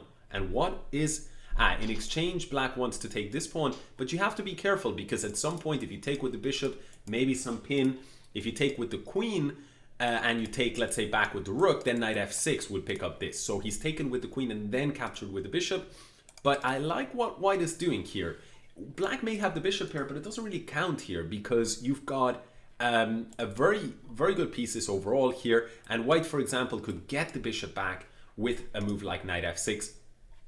I think such kind of a move, so let's say if you take here, Black may take and signal that we want to draw. But if you take back with the bishop a5, you cannot take because of rook takes bishop. So Black has to be a little bit careful, because what's going to happen now, exactly, a5, what I want to say about this position is if you cannot take this pawn, then the pawn might run to a6. And if the pawn runs to a6, it's going to be super dangerous. Now, Black finds a really nice resource, rook d4, rook a4, and now that covers a6 and forces this exchange. And now we have to assume that it's probably going to be a draw. On the other hand, Black probably has to be a little bit more careful this pawn on f7. No, they don't test their techniques. They don't go there. They agree a draw, and game 2 is on the way. On paper, that's a good start for Artemiev. But on the other hand, remember what happened to Mamedyarov. He went really low on time, and he still didn't lose. So he kept his cool. So this is... By the way, the poll at the moment, you can vote at the top of the chat. It is very similar to the first poll. Artemiev still has, this 60% vote of confidence. Yeah, for sure. Artemiev was a favorite going in and remains a favorite in people's eyes. No surprise, since I think most people know him as a bullet beast. Absolutely. On the website. Okay, so game 2. We've got bishop to e7. And so far, pretty slow play, pretty maneuvering. Artemiev is known to play like these kind of English positions over the board. And here he's saying, we were talking about how it's mostly been starting with 1d4, but this time actually this game started with 1b3. So I think Artemiev is being a little bit more flexible and a bit more creative and willing to experiment in this faster time control. But what's going on here? The pawns are running down the board on the king side. G5 is on the board. And as you know, I like this. Can we bring the queen to h5? The rook, swing the rook over via f3 to h3. Bing, bang, boom. Yeah, but I mean, you say it that it sounds almost joking, but it's actually a pretty typical and often strong plan. And here we go, rook f3. You might be predicting the exact next moves here from White. Yeah. On the other hand, White has to be careful because this guy is very weak. So again, if your attack fails... I don't care about that pawn if I'm gonna checkmate you. I mean, the truth. That's the truth, right? So, but the question is, will Artemiev care? He might care a little bit about that pawn because it depends on just how confident he is that he can checkmate here. The poll is over. Mamedyarov has made up some ground. 43 people. It's very, very under balance. And actually, I don't have a prediction. I think it could absolutely go either way. And what I hope for is that it will be close, but I think it will be. Yeah. Someone said, did we watch all of the Blitz from Shakh's perspective? Yes. Let's mix it up. Let's you watch. Want to watch it? Yeah. The only thing was because they're cameras, but we don't care. If people don't care. No, then let's keep it this way, I think. Let's keep it this way. Yeah, we're not actually biased here. We just want to say this, like whoever wins, we don't want to present this as some Mamedyarov thing, but it's just the cameras, the way that they're set up. Yeah, the bottom one is Shakh. That's why we're putting it like this. I mean, if you want to run a poll on it, and that's fine. People can So vote. we're under 10 seconds. The knights have come off. Is this equal or does one side have... Is white has the b file, It looks- black has the d file. The king is making a run for it. King is in a lovely square here. Bishop takes h4, maybe some rook takes e3 ideas, but I'm a little bit worried if I'm black here, to be honest. I think the king is going to potentially get hunted down. Bishop g5, though, is a nice move, and h6 will keep the structure. What? King takes there, and bishop takes, and bishop f6 is in the air, but rook, what is going on? Shach is down to this is very enterprising chess, and he might lose on time. King h6, rook takes e5, a threat. Rook e6, picking up a lot of pawns. Maybe rook a1. Rook a1, king f5, king d5, have to sack. Rook takes a3. You're down a pawn. It's looking bad. And the complications, Shach did a great job, but in the complications, it looks like he's about to lose this game. And for the first time, rook g8, check. And if king here, you queen, and the pawn does not run fast enough. Does this mean that for the first time in the match, Artemiev is in the lead? I think so, yes. Wow. Why is it casual and not rated? I don't know. I said to the players it's up to them. I think for us as a spectator point of view it does not really make a big difference. So I said it's up to you guys. So Konevlad takes the lead for the first time. 6.5, 5.5. This was game number 2 of the Bullets. So 8 games to go. Yeah, and here they're playing some sharp theory. As far as I understand, Mamedyarov has quite a lot of experience in these positions, and he very quickly whips out knight d2. One of the things, again, remember there was a game earlier on, this d6 square was an issue, and here it seems to be again the case, and maybe black is rerouting to try and put the knight on f5, not only hounding the bishop, but also covering that square. e4 stops that, but the knight comes to g6. White might still try to get to that beautiful square via c4, but for the time being, one important detail is he still has the king in the center. Yeah. But can we play king f3? So does he want to bring the king to f2 or the bishop to he may just castle by hand, so to speak, because of this diagonal being locked off, and he doesn't really want to play a move like queen c4 because then the queens come off the board. So knight does jump to c4. Maybe I'm expecting a move like knight d6. And honestly, I quite like White's position. He can bring his rook probably to d1, support this pretty big center here. And you got to ask the question, like, where are these knights going? Because the extra space from White is making it very difficult for these knights to come into play. But wait a second, was that just a blunder? What is Shach's face? Big pawn that dropped.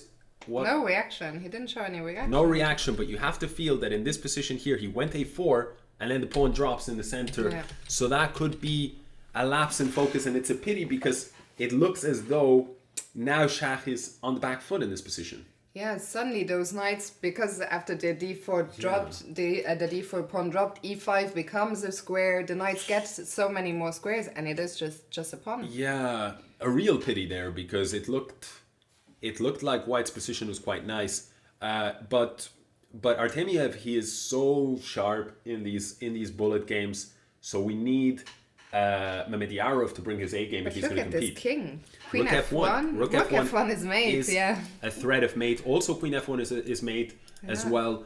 And you cannot play a move like knight e3 because your queen is hanging. The rook is hanging, so rook e2 only move. But now you cannot take this pawn because if you take, the knight drops. So he's gone queen a4. And to be honest, he's all tangled up. Now. He's super tangled up here. The only thing that saves White for now is that these knights are not just yet in the game, but actually Shach throws in the towel. And that's a 2-point lead. That is a 2-point lead. Our Konevlad, aka Artemiev, 7 games to go. So it's crunch time for Shach, and he needs to get on the scoreboard here pretty damn fast. Yeah. Because it's, as we mentioned earlier in the Blitz, it was Shach who went on this role, of lining up. He lined up 2 big wins, and I said careful because if you let him. But now Artemiev has won 2, and you want to stop that at least with a draw, ideally with a win, of course, and not let him get into this. Exactly. Yeah, you want to stop the bleeding, and here this position here, it's a little bit funky. Some d4, knight f6, knight c3 stuff, and very popular, this kind of stuff these days. Kind of like all linked to, say, the Jobava London, the London, the like all these different sidelines have become very popular. Once again, Shach is delaying castling. I don't even know where his king is gonna end up. Yeah. Well, at least on the bright side, he does castle, yeah. But I like White's position once again. Artemiev here, he has a strong knight, a strong bishop. the black knight is okay in the sense that it's putting some pressure here, but on the other, it doesn't have any forward jumps. Yeah. And white's control over these squares, d6 and c7, is very important. And actually, white now has this pawn break that could potentially rip apart And the look black at the king prime side. situation. Actually, I hadn't even noticed. I had not noticed it Wow, either. Konevlad is Ooh. putting on... Oh, wait, I just realized that the cameras, have they been like that all this time? Why? I think it's been okay, no? No. Oh no, now it's fine. Was I seeing ghosts or did it say... Never mind me, okay. It did for a second, but I don't know why. So down to 6 seconds, and I think, unfortunately for Shakh, I think it's just... He's sacrifice here, and the knight is coming in, and that rook is going to fall What game a display over. from Konevlad. Absolutely demolished. And one thing that will be interesting is he did do this opening here, knight f6 and 2 knight e3. Very tricky if you don't know what you're doing, and maybe he's going to repeat that. Shakh is Maybe he's nearing must win territory, and he goes for e4 a3. This is what we were saying, actually, Wow. this A3 variation. Remember, in the pre-show, there was one game that was shown, but maybe Artemiev, he commented to you, I believe. He said, I have actually been looking at his game, so maybe he was prepared, because he whipped out a response very quickly here. And black here, bishop g4. This is an annoying pin. Knight e5 ideas are in the air. What is this? This is game 15, so 6 games to go. Basically, if Konevlad gets more than 10 points, 10 and a half He's wins. 2 points away from winning the match. 2 points away. And at this point, I think if we ran the poll again, we would get a far bigger percentage in favor of Konevlad winning the match overall. On the other hand, first time that we see Mamedyarov with a significant time edge here. And I'm reading, David Howell in the chat is saying that Shakh has done this before when losing in the Speed Chess Championships events. When knowing he would lose the match, it became more random. But here he's not lost yet. I mean, it's 3 points, but in Bullet, he can absolutely go on a run. He is up 20 seconds here. What do you make of his position? Yeah, I don't like his position, to be honest, because I think the pawns are doubled here. Black has very, very nice minor pieces. White is just not coordinating so well. Black is, driving that knight into the game. The bishop, now comes the rook. There's a lot of pressure on this pawn. And honestly, as much as for the excitement of the match, I would be rooting here in this specific game for Shakh. I think that Konevlad's position is more, Artemiev's position is much more What's appealing. he gonna do? Bring the knight? Who is that knight gonna jump to? Yeah, he's mixing it up with f4, which makes a lot of sense, trying to muddy the waters, but this exchange here should be fine for black. He picks up a pawn, and now black has queen h4 ideas, and the white king is going to be in trouble. So f4, shutting down the scope of that bishop.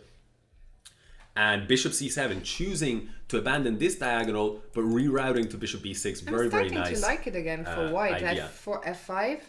I agree with you that I think that Shakh has fought very, very well, but knight f4, strong move. For queen d2, beautiful move. I completely missed that. Knight e6, defending though. Very nice, but you're absolutely right. Shakh is turning it around here. A pawn up. Take on b7. The bishop is a monster. h4 ideas are also there, and that's why king g7 played. What is Artemiev doing? He's trying to mix it up here, but what exactly is the threat? Knight f2, I think Shakh will probably just take. He goes there, but knight h3, that's a draw. Surely you will not accept the draw. You will take and maybe cover the first rank so you don't get checkmated there. And rook g1 and rook g8 is an idea here, but if you go rook g8, rook c1, and then you have to go back. So he shuts that down and white renews it. Maybe you're going to push this pawn on a4 and try to just drive this pawn. No? But rook b2, f8 is going to be, oh wow, beautiful. And if you take this rook, if you take this rook, f8 queen, but there's very little time. Queen check, bishop e6 if you take this pawn, bishop f7, rook g6 forced, and that is going to be that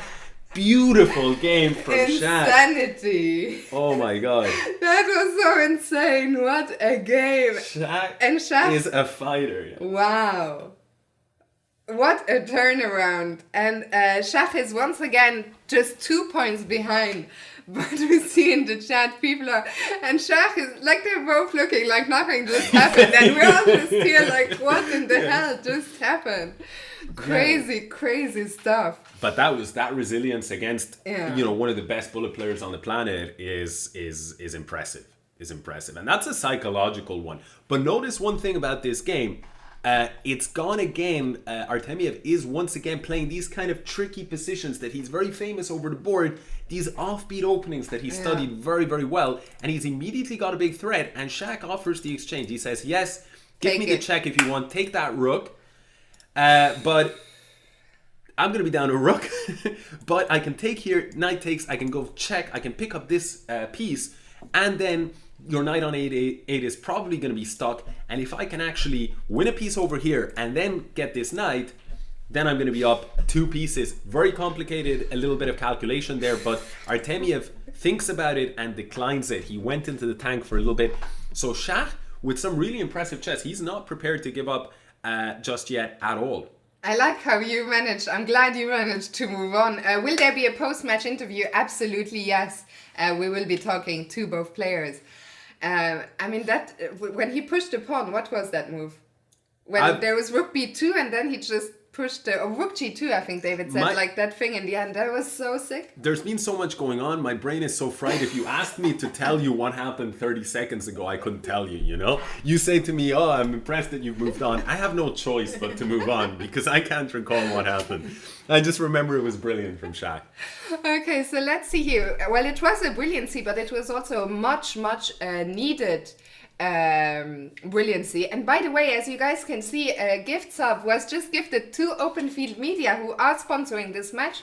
They have recently created their own Twitch channel, which I think will also be bringing you more chess content in the future. So make sure to all go and follow Open Field Media, and a big thanks again to them for making this match possible. Absolutely. And I mean, of course, they made the match possible, but of course any support from anyone towards Open Field Media of course helps them to do their job a little bit more smoothly. If you like this format, then back your boys. So I was just saying it was a brilliancy from Shach. Back everyone. This is a very well, actually, we're hoping that the next match, by the way, and nothing confirmed yet, but we're hoping a women player will be involved. We'll get to that after this match is over. Alex, I was saying a brilliancy from Shach, and a much needed one. He's still lagging behind 2 points here. Material is level, but those white pawns are looking very dangerous. Yeah, very, very dangerous, but we've got under 10 seconds to go here in this position. I don't want to be in Shaq's shoes right now because this passed pawn is problematic. But e3, trying to spice things up. Queen takes g3. What happens if c7? Can the king run to but g5? Queen c3, beautiful move, and now he's going to push. Rook takes e3 though. You just queen, and the point is if you rook takes, queen takes. Very nicely solved by Konevlad very quickly, and a Konevlad resignation. Is 1 win away. 1 win away from victory. We see a repetition of this a3 b4 stuff. It did not bother Artemiev the first time around, but now we see it's Shach is in a must-win situation. yeah, and he's going for this. Yeah. He's going for this. And maybe he's going to stop this annoying bishop g4 pins that led him to a double pawns in the last game. Maybe he's going to go some h3 move. But Artemiev seems to have studied this a3 stuff. He's repeating, he's trusting his system here. And the question is, what is going to happen from what is Shaq going to do? I actually was saying, I felt this was a bad position, but Shaq is making a statement. He's saying no. Once again, you can take on f3. Yeah. I don't care. He's saying, I'm actually happy with this position. Maybe he's thought about the game and he's got a little improvement in mind at some point along the way. Personally, I don't like this position, but again, you know, we're working without engines here, so we gotta give Mamedyarov's judgment. We gotta assume that it's reliable judgment, of course. But the question is, to me, it just looks really nice for black here. I agree. Is d3 just dropping? Yeah. d3 is dropping. The knight is hitting, but on the other hand, now this knight on d3 drops. And queen the takes. gonna be a I think we're still. I'm not Fine. 100%, but I think we're more or less repeating still the previous game. I don't know. Was there a deviation somewhere, but it's very, very similar. And we saw that this bishop did end up on d5 in the last game. It became a beast, and then f7 was under pressure, and black's attack fizzled out.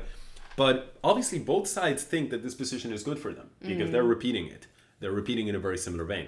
And now we see bishop e5. Again, I think we saw that move in the last game. Queen takes d5, and now queen f6 here.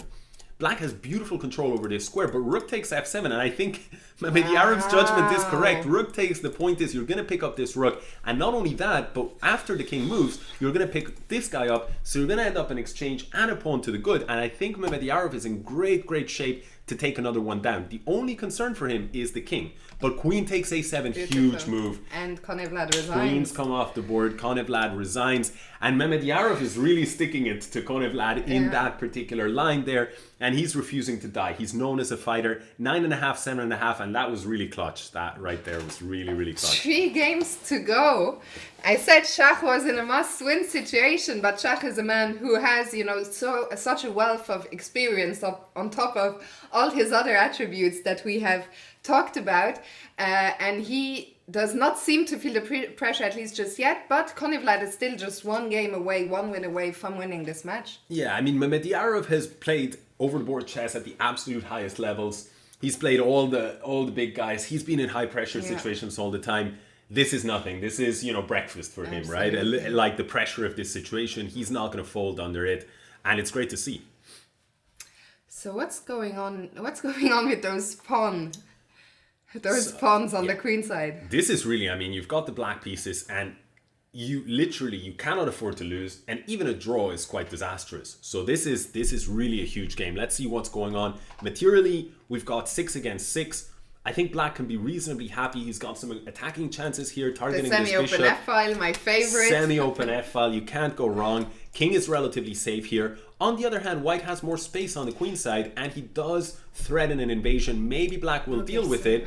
But if you do rook f7, you take away the 1 square for your knight on d8, and knight does not sit pretty on d8. So in general, I would say you have to be very careful. The light squares also come to mind here. If I had a million moves, I would go like this, knight f3, and then I'd take here, and I'd be very, very happy. But my feeling is Artemiev is not going to allow this. So Shakh, much more pragmatic and realistic there. He goes queen d7, and he prevents rook c7. Knight now comes to f7, but white on the other hand spots, again, these guys' understanding of pawn structures is through the roof. He spots that outpost on e4, he knows that's the best square, he plants it there. And black, with these 2 pawns, long term, he might actually struggle, because when you are missing that f-pawn, then you're also, more vulnerable situation. Shakh needs to speed up under 10 seconds. You're absolutely right. The queens off. The queens are off, attacking chances are gone, and we're seeing this structure being problematic. Pawn on b6, invasion on the c7. Bishop doesn't play, the knight is passive. To be honest with you, I think this could be it. King e7, h4, king d7. Black has to somehow figure out a way to get rid of this beast. But how do you do it? You can sacrifice an exchange.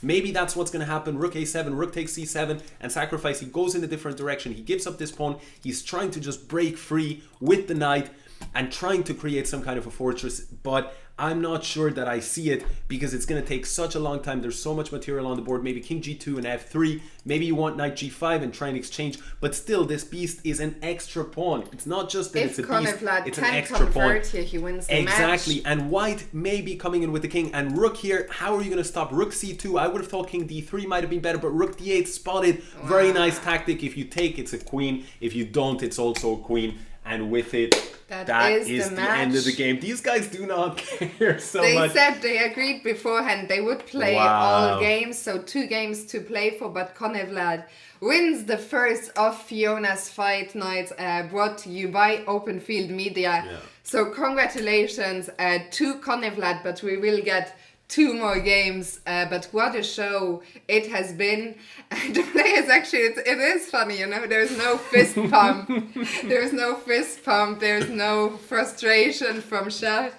It's just these guys, they love the game. Of course, they love to win, but they also, I think they still want to show, they still want it. Those last 2 games still show, I can still beat you, and what a show it has been. Yeah, I mean, absolutely. These guys, we were saying earlier that Shakh is fearless, and he is, but we got to give it to Artemiev. Yeah. He is also fearless. He said, He said, "Listen, when it comes to who I'm going to play, I'll play anyone.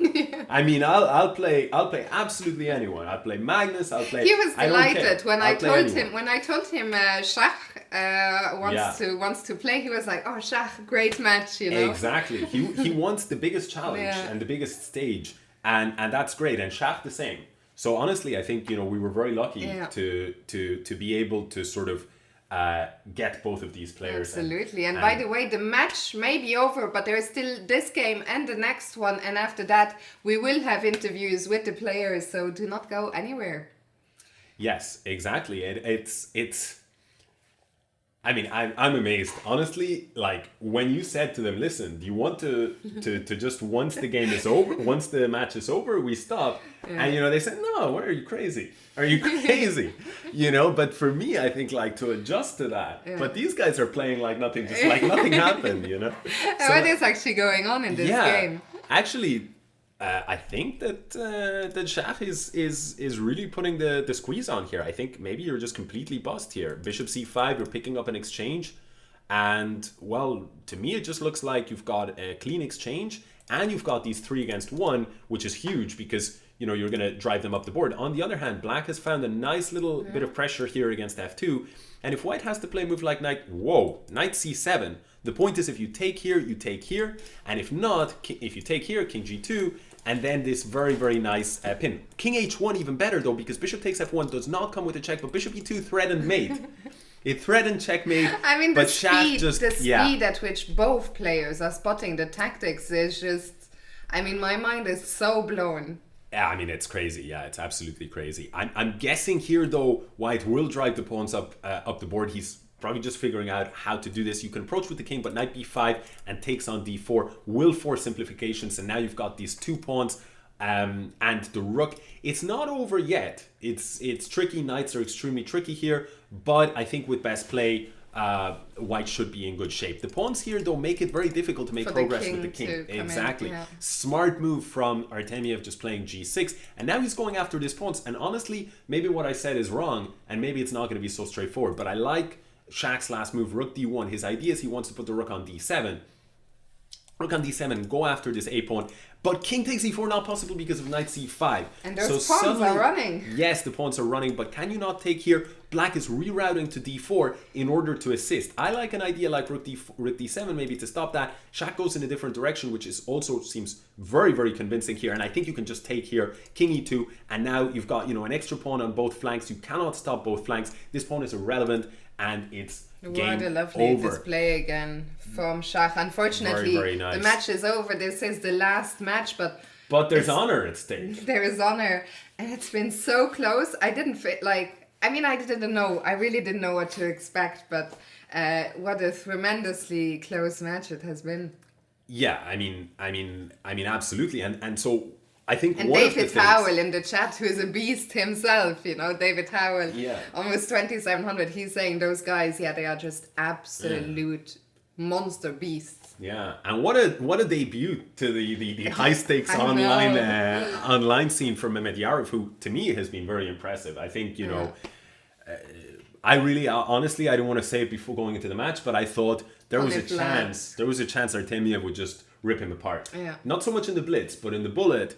And he did get the win with a very strong. I mean, here this streak 3 game streak was brutal in the early stages of the bullet. But it was also the 2 final games of the blitz. Yeah. So in the space of 6 games, Artemiev scored 5.5, and that streak decided the match. But overall, if Mamedyarov wins this game, he's going to lose it by the tiniest of margins, half a point. Yeah.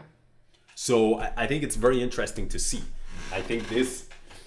Let's see what Mamedyarov has in store. And so he's got some attacking possibilities. I really like Black's position. I don't know about your thoughts on it. Absolutely, yeah. Can we just run Harry? Push the H-pawn? Yeah, for sure. I think H-pawn push could definitely happen at some point. For now, Black is targeting this beautiful d3 square. And you have to think, that pawn on d3 cuts your position, cuts the core communication between your pieces if you're White, because how can the queen play a role on the king side, for example? c7 also looks you're quite right. tender. You're right, but there is one big detail that I think works in Black's favor, which is you don't only want weaknesses, but you also want your pieces to be able to attack. And this knight here is totally out of the game. Yeah. So I think black should be able to resist the attack. And he's also got an extra pawn. But how On do the other we- hand, now you just dropped an exchange. No. And if you're black, oh no, you did not drop an No, exchange. it No, was just okay, an sorry. exchange, I thought for a second. Yeah, I also. Yeah. So Mamedyarov has everything under control. F3, I think H3 maybe is attractive. He goes in a different direction, G5. Overall, though, I think Artemiev has done a good job. Yeah, absolutely diffusing. Like damage control, right? I mean, it's still nice for black, but he's alive. Absolutely. I'm gonna get the headphones ready after this game. Maybe we'll give the players. I'll leave it up to them if they want to take a minute or two, or if we do the interviews immediately. Yeah. But what is this? Well, white is doing a great job in keeping the position pretty locked down, which tends to favor the knight. And also the clock situation is bad. And white has found a beautiful square for the knight on b2, a beautiful dark square here on c5, and now g5. And for the first time, black is the one that has to go passive. Yeah. So honestly, I think with the time situation, I think now my money is on Artemiev. That knight on g4 has gone into the game, and it's just easier to play this position. c6, g5, d3. You have to babysit everything, and black is doing a good job. But what happens if you move like knight f7? You hit the rook, you hit the pawn. Black is doing a great job of going after this weakness, huge weakness. But rook c7, because knight d6 check was a threat, picking up the rook. Rook takes b2 is very important, because now you're coming in with these checks, and you're also going to push b4. So I think now it's anybody's game. 2 seconds on the clock. Another thing is mating nets. Bishop here and bishop here, in theory, could be a mating net, but this pawn on f4 will fall, and then there are squares. Now rook b4, white has, c7 drops. And in the chaos there, I was looking over here and things were happening so fast. He's down a rook, he's getting checkmated. So Artemiev does win that bullet chaos there. Final result. 11.5, 8.5, but what a match it has been. So Vlad, first question, first comment for you. Congratulations. What a crazy match it was.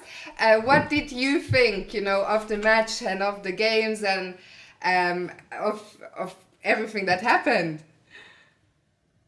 Yes, first I think that the match was very difficult for both, because before the match I understand that Shakhriyar is great player, so I not waiting easily match. So okay, first part of the match was very difficult for me.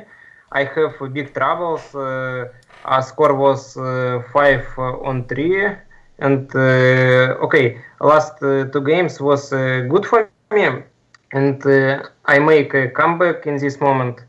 And in bullet probably I was a favorite. It was my opinion, because last 2 games very important. Yes. Absolutely. But still, I think that this match was not official, so it's more for training, and I would like to say thanks to sponsors and Shakhriyar, of course. Thank you. Absolutely, Vlad. It's been an absolute match. It's been an absolute crazy match. I also think you're being too humble. There was a bit more than just a training match. There was 1,300 people watching you. There was still I know you're both very fighting players, so I think you're being a little too humble. I that is good result. Yeah. Yes. Shakhriyar, let me ask you, what did you think of the match? I know it was tough. You got off to such a great start in the Blitz. And then I think at the start of the bullet, somehow things turn around, and then you fought back, and then still in the end it was just not enough. What did you think? Okay, first I wanted to say congratulations for Vlad. He's a really very good chess player in normal chess, and of course in online he's monster. Okay, it was honor for me to play against him, because before match I think he will beat me easily. Yeah, because I never win one tournament in online, never in my life. I play I don't know, maybe 100 tournaments, but never win one tournament. And play against Vlad, and I think okay, I play very good Blitz 3 minutes. I play very good, but last 2 games, of course, it was my fault to lose. But Bullet, I think, is of course a lot is better than me. We see how he play. He's very good in Bullet. He play fast and good. Maybe fast, not very good, but he play very fast. Well, I have to say, I was so amazed, at how we saw so many tactical, you guys were both spotting the tactics so quickly. Everyone, they were, as I said, there were over 1,000 people watching in the chat, and everyone was so impressed. Shakh, I have known you, for 20 years. You're such a Blitz, a beast in Blitz, you were world number 2. How come we don't see you play online so much? And as you said, you've never won an event. You haven't actually played, I think, also as much as other players. So how come we don't see you play online so much? Do you prefer over the board? Okay, when I was very young, I played every time. I mean, when I was 16, 17, 18, I like. But after, I start to work myself, not online, and I mean normal chess. But now when I play, when I play today, I see I need to play sometimes in Blitz. Last times, today also I play in early chess too much games for training, and I see too many people beat me. It was not nice. You see, everyone can beat you. It is not easy for me. But against Vlad, of course, I try to play very serious. I want to show my maximum, because I know, of course, in online chess, in Blitz also, Vlad play very good. He's one of the best in the world in Blitz. For myself, he's top of 5, top 10 in the world for sure in Blitz and in online chess. It was not easy play against him, but it was very nice. Good. 8.5 points is too much for me. Well, no, I think you're both being too humble. I think, you both played some fantastic games, and I wish if the match, it felt like you were also both very focused, and I think we saw some absolutely top level chess. And Shakh, do you think we might see more of you in the future in online chess? Sorry? Will we see more of your games? Will you play more, do you think? I first I want to say it's my big problem when is time problems. I mean, in few seconds, I've started to play very bad. For that, of course, I will play too many tournaments. Also, I will play in your site, in website, Blitz Chess. I like your. Blitz Chess is very good for Blitz play online. It is very nice, really. Of course, in the future I will play. If you will do some match, maybe next time, please. I hope my opponent will be not strong like Vlad. Yes. You need to give opponents. I have. I want to some chance, good chance. I mean, you play very I will good. make sure to find an opponent who's not as strong as Vlad. Vlad, I have just the last 2 questions for you. We have to talk, about your username, Konevlad. It was such a big mystery for such a long time. Who is Konevlad? Tonight it was revealed. Tell us, why did you decide in the beginning to be anonymous? First, my main idea was register for training this account, Konevlad. I registering in March probably when started coronavirus, and